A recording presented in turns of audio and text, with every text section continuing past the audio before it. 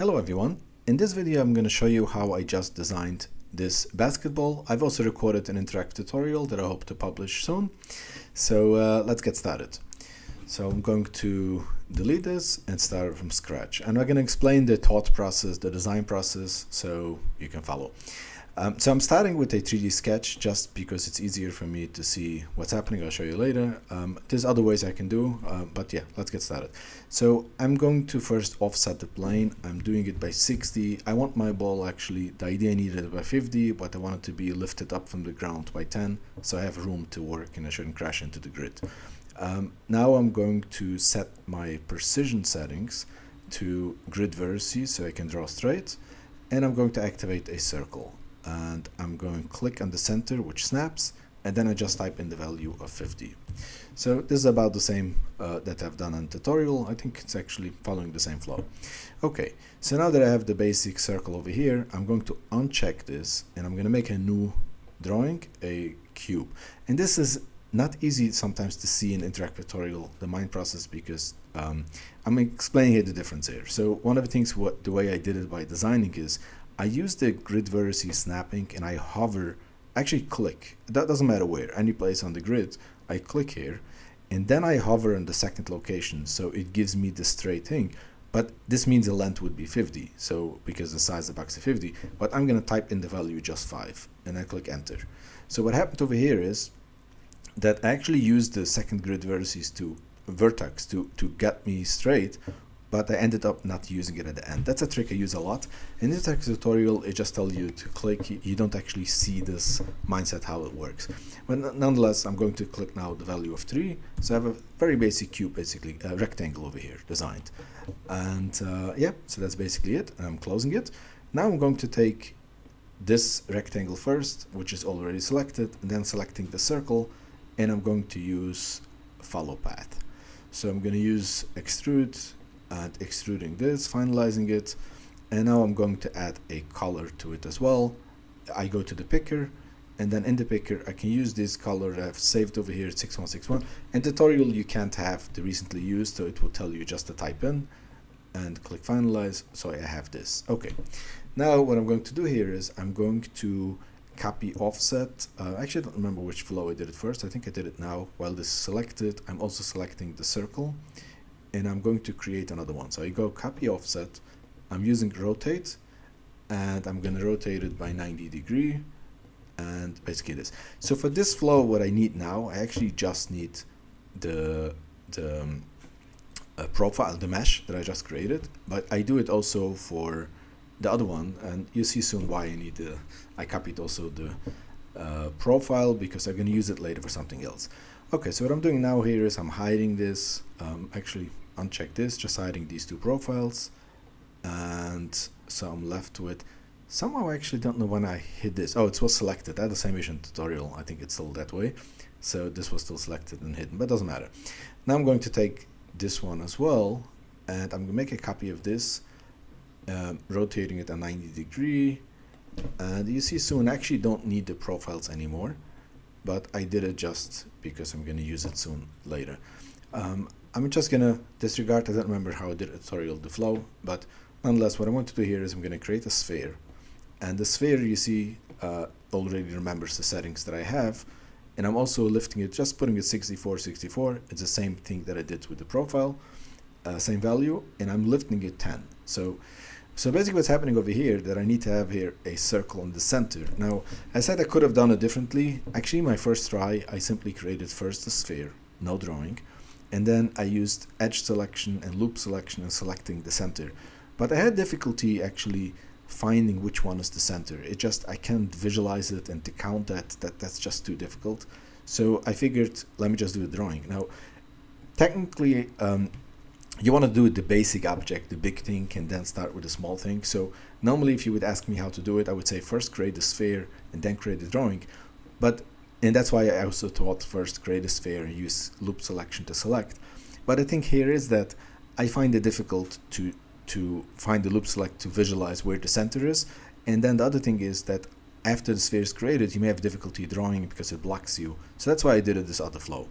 But after all, and then I'm lifting it up so I have room over here. So the center over here should be 50. So if I'm offsetting the plane by 10, means it's 10 above the center, which is over here 10 moved up as well. Okay, so now I'm finalizing this. I'm actually adding a color to this as well, and I used I think this color as so this over here we have this color. Okay, so now I'm going to hide this away. So basically we have the main thing, we have two circles. So the idea here is I have one circle, one is hidden over there, but other one. But now I'm going to use these two to make this more a kind of spline type of drawing. So how I'm going to use this, I'm going to take this one, and I don't know the exact measurements, but I figured it seemed to me like about 80%. So I'm going percentage wise. I don't want to go exact size because I don't know the exact measurements. I don't want to be about the measurements. So I'm going to simply move it on top. I made it to 80. So kind of like this, and that's how it looked. Kind of, and you can adjust this any value, technically as long as you know the value. I didn't know the value simply. And then I'm doing the same over here in the bottom 20. So I'm getting only this section over here, and I have exact selection on, so it cuts it. And now I'm doing inverse select, and I'm deleting this section over here. Okay, so now once this is done, I'm going to this one, and I'm going to do the same operation on this one, just a little bit different sizes. So over here, I'm going to go again percentage wise, and I'm going to move it up from the top. The top should be 60, and the bottom would be 40. So basically, I'm just getting this small section over here, and I'm doing the same thing, inverse select and deleting this section. Okay, so all I've done over here is I got this. Now here I have some interesting thing. This gets selected when I finish, and you see I had to click in the grid to cancel it.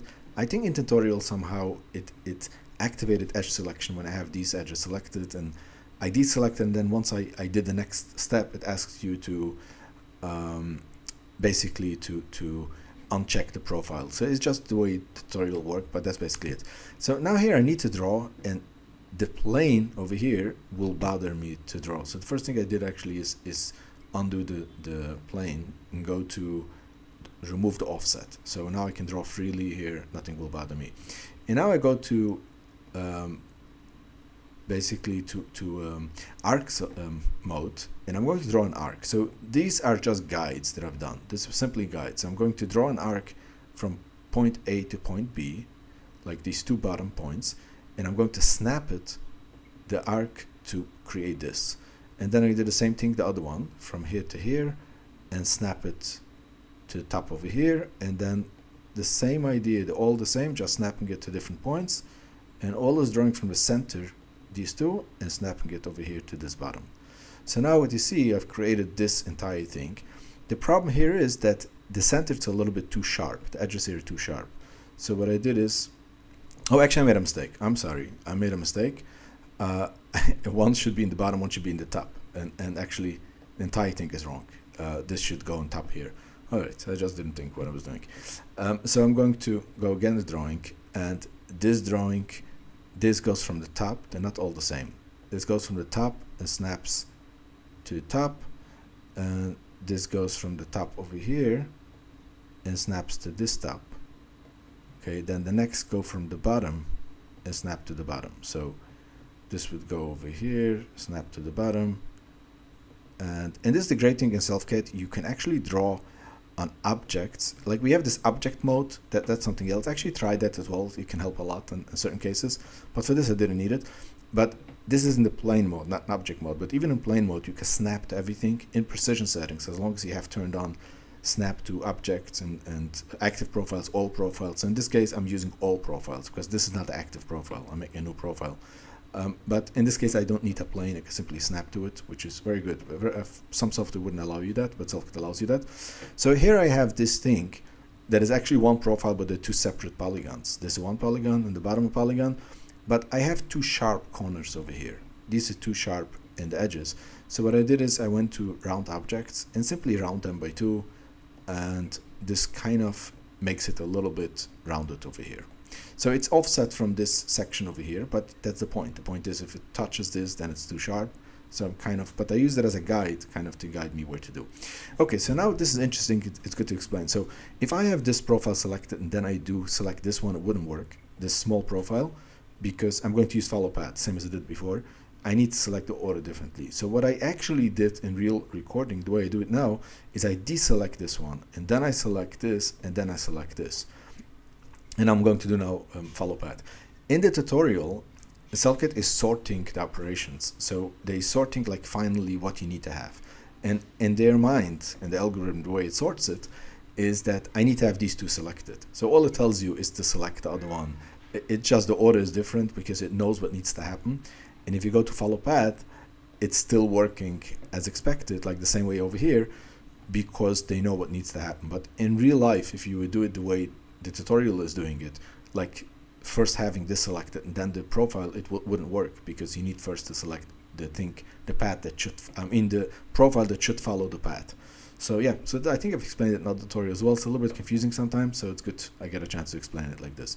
So now you see we got this, so I'm just going to color this as well. I think I merged it, ended up merging it. I always like to merge things when they are separate. If I'm later going to do some Boolean, there's no need to have so many separate objects. I can just merge it, and I'm going to use the same color I used before.